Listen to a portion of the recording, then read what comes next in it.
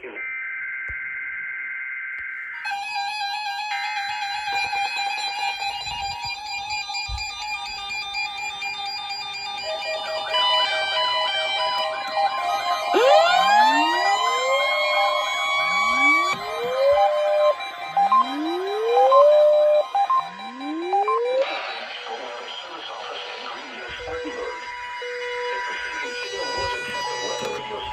in WXL70's public warning system.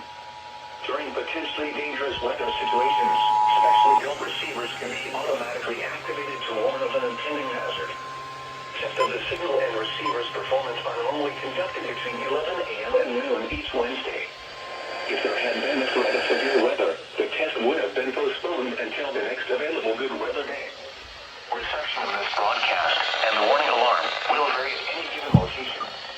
This variability, normally more noticeable at greater distances from the transmitter, can occur even though you are using a good quality receiver in good working order.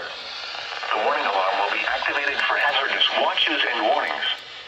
For station WXL70, broadcasting near Charlotte on a frequency of 162.475 MHz, the warning alarm will be activated for the following counties in North Carolina: Alexander, Anson, Cabarrus, Catawba, Cleveland, Gaston, Ardell, Lincoln, Mecklenburg, Montgomery, Richmond, Rowan, Staley, and Union.